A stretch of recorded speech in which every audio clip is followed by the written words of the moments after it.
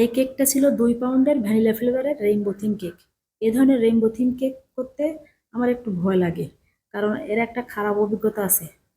তো আমার অনেক কাছের এক বান্ধবী এই রেইনবো থিম কেক একবার অর্ডার করেছিল, আর বান্ধবী বলেছিল কেকটা যেন একটু কালারফুল হয়। তো আমিও কালারফুল করার চেষ্টা করেছিলাম।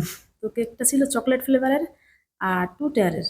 তো আমি কি করেছিলাম, সম্পূর্ণ কেকটাকে এই কেকের মতো বিভিন্ন ডিপ কালার দিয়ে বল বল করে কেকটাকে কভার করেছিলাম।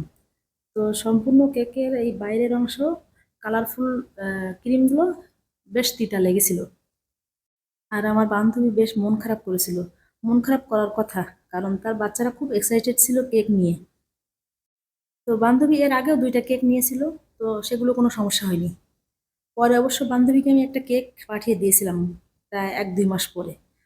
তো এই কেকটা যখন অর্ডার আসলো, তখন আমার আগের ওই বিষয়টা মাথায় ছিল, তাই আমি সম্পূর্ণ কেকটার ভিতর কোনো কালারই ব্যবহার করিনি, শুধুমাত্র বাইরের অংশে এটুকু কালার ব্যবহার করেছি। যাই হোক, এই কেকটা আমার আরেকজন বান্ধবী নিয়েছিল।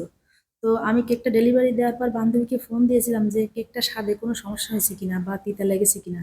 কিন্তু বান্ধবী বলেছিল না, কোনো সমস্যা হয়নি, খুব ভালো লেগেছে, বাসার সবাই খুব পছন্দ করেছে।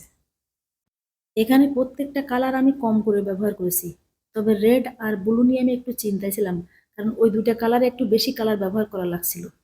তো বান্ধবী বললো না, কোনো সমস্যা হয়নি। তো এই তো।